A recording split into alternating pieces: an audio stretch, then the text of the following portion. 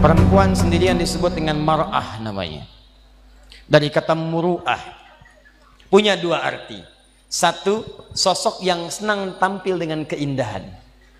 Muru'ah. Jadi kalau laki-laki senang dengan kekuatan, sesuatu yang nampak kuat, latihannya silat, latihannya ini, itu. Perempuan tidak. Senang dengan keindahan. Anda mau berangkat ke kantor, ada sebagian tidak tersetrika, Anda biasa. Tapi kelihatan istri, papa ganti. Setrika dulu. Anda berangkat ke masjid pakai pakaian biasa saja. Perempuan ikut pengajian, seragam. Arisan, beda. Penampilan, lain. Bahkan kadang-kadang sebelum berangkat, nanya dulu kepada Anda untuk minta pendapat. Papa, besok pengajian Ustadz Adi, kira-kira gaunnya yang mana ya? Yang hijau atau yang biru? Oh. Kata Anda, hijau bagus mah. Ah, kayaknya biru deh. Oh. Dia nanya, tapi udah punya jawaban. Itu masih mending kalau dipakai. Begitu keluar, kuning. Mantap. Gak apa-apa bu, normal namanya. Mar'ah yang kedua, awas, seperti mir'ah. Orang Arab mengatakan al-mar'atu kal mir'ah. Perempuan itu mir'ah seperti cermin. Makanya jangan heran kalau lihat perempuan senang bercermin. Dari rumah sudah berkaca, turun dari mobil lihat spion, mau masuk masjid ada kaca, betulkan lagi, wajar, standar. Tapi yang penting Anda tahu, sifat cermin itu punya nilai sensitivitas. Seperti itulah perempuan punya nilai sensitifnya. Misal, Anda punya cermin, Anda hancurkan, lempar dengan batu, pecah.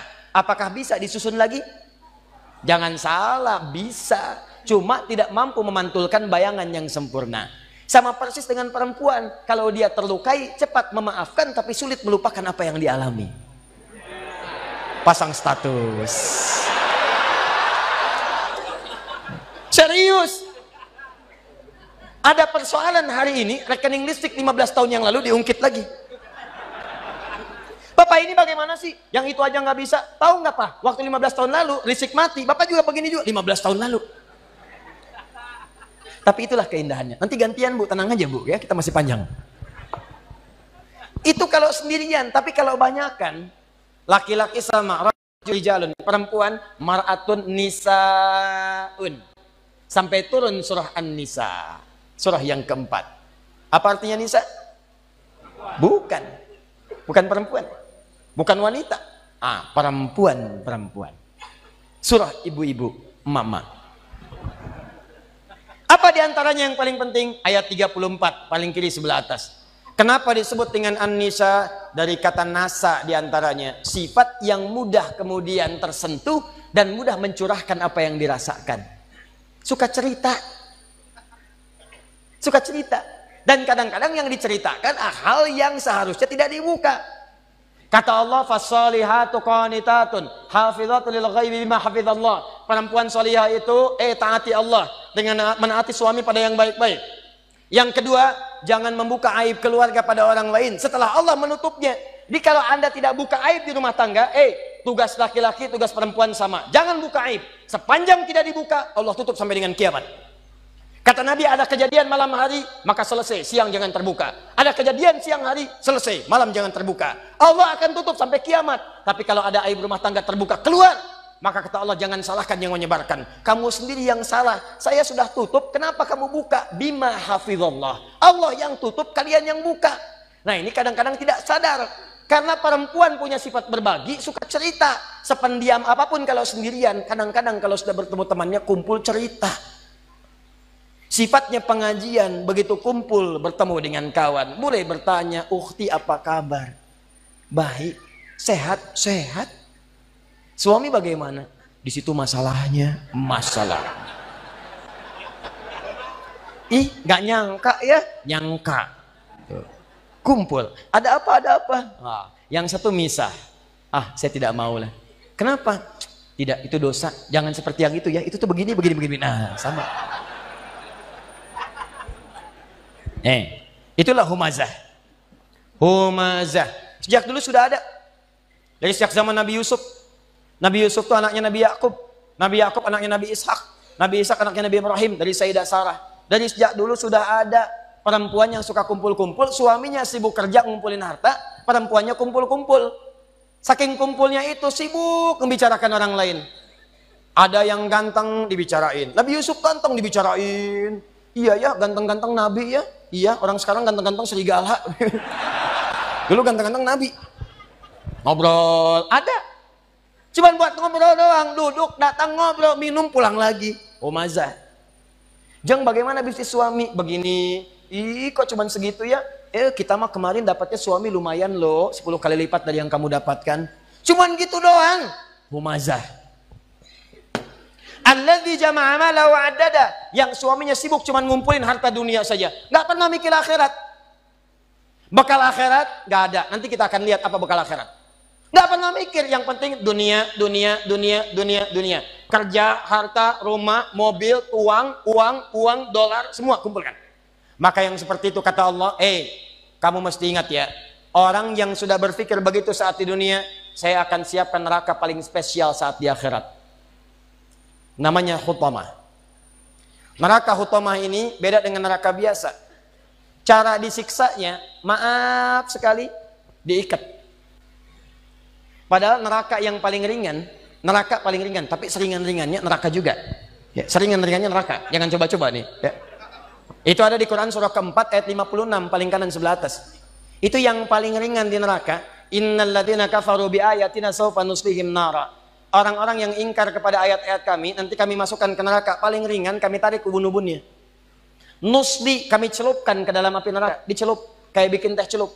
Teh celup itu kan naikkan, turunkan, naik, turun, naik, turun, naik. Jadi ada orang yang paling ringan masuk neraka, ditarik ubun-ubunnya, kemudian dimasukkan ke neraka, celupkan. Begitu dicelupkan, hancur semua, angkat lagi. Ya kullama nadijat juluduhum baddalnakum juludan ghairaha. Begitu hancur, diangkat sembuh lagi. Hancur, angkat sembuh lagi. Hancur, sembuh lagi. Sekali celup, 1 harinya 1000 tahun. 1 detiknya 48 hari. Kalau pengen coba silakan aja. Tapi diinfokan supaya kita jauhi. Cuma ini nggak diikat, artinya apa? Begitu dicelupkan dia merontak, masih bisa bergerak. Cuman tidak bisa mengelak. Tapi neraka yang ini bagi ahli dunia yang nggak pernah mikir akhirat, dia tidak akan pernah bergerak sedikit pun, karena Allah akan mengikatnya fi amadim mumaddadah. Jadi bukan begini, tapi diikat begini. Cara untuk menghukumnya, dibakar dari ujung kaki sampai otak yang paling dalam. Cara membakarnya kalau mau diilustrasikan, dilas sampai matang dalamnya. Misal dari bawah bagian kaki, jempolnya dulu. Kalau jempolnya udah matang, baru sampingnya. Udah matang, naik lagi ke atas. Bayangkan, kalau dimasukkan keseluruhan, yang sakit langsung semuanya. Tapi yang ini tidak, biar sakit dulu. Bukankah sakit di bawah kerasa ke semuanya? Sakit, terus sampai naik ke atas. Allati tattali'u 'alal afidah. Afidah jamak dari kata fuad. Fuad itu otak yang merencanakan. Nih, kata Allah seakan-akan ingin mengatakan, apa isi otakmu di sini? Saya bakar sampai ke dalam otakmu. Otakmu isinya apa sih? Orang sholat, kamu nggak sholat. Orang ngaji, kamu nggak ngaji. Orang puasa, kamu nggak puasa. Kerja lagi. Apa isi otakmu? Saya bakar sampai kedalaman yang paling dalam. Nih. Awas hati-hati. Dan sifatnya muqsadah. Muqsadah itu sudah mengintai. Jadi kalau ada orang bercita-cita cuma dunia saja, itu nerakanya sudah ngintai. Nih dia teman saya nanti nih. Paham? Ini bagian yang pertama. Karena itu saya ingin ajak Anda semua, jangan cukupkan hidup kita visinya cuma sampai di sini. Contoh paling gampang ya, paling gampang. Kuliah hanya untuk dapat ijazah, itu dunia. Kuliah hanya untuk dapat kerja, dunia. Nikah hanya untuk bisa mengeluarkan hasrat seksual, dunia. Dapat handphone hanya untuk pasang status, dunia. Maaf, dapat pakaian hanya untuk tampil mewah gaya, itu dunia. Kalau Anda ingin siapkan sampai bekal yang terakhir, dan ini bagian akhir pembahasan kita, Ustadz, saya tahu saya akan meninggalkan dunia. Saya pengennya semua bekal saya bisa dibawa ke alam kubur sampai dengan ke akhirat. Bagaimana caranya? Bahkan kalau Anda berhasil menyiapkan cara ini, jangankan sampai ke akhirat, Anda meninggalkan dunia, langsung disambut langsung oleh Allah melalui nikmat-nikmat di alam kubur yang lebih banyak daripada nikmat dunia. Yang kalau Anda dapatkan nikmat di sini, ini belum ke akhirat. Anda punya bekal akhirat di alam kubur sudah dimuliakan. Dunianya ditinggalkan, tapi Allah berikan nikmat akhiratnya dan diberikan pendahuluan di alam kuburnya. Saking dahsyatnya, ada di antara mereka kata Allah yang kalau bisa, artinya nggak bisa. Kalau mereka mampu, Mereka akan balik lagi kepada keluarga yang sedang nangis, yang sedang sedih. Kata mereka, kalian jangan nangis ya, jangan sedih, jangan takut. Kalau bisa, cepat ke sini. Di sini lebih enak daripada di situ. Silahkan lihat anak-anak Palestina. Sekali-kali perhatikanlah mereka.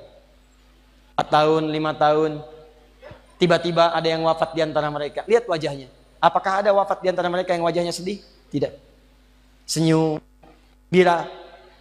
Perhatikan jika seseorang wafat, maka keluarganya, Allahu Akbar, ada yang memberikan manisan, ada yang memberikan gula-gula, dan mengatakan Alhamdulillah, mereka sudah menerima janji Allah, tinggal kami menyusul mereka. Bagaimana punya kekuatan seperti itu?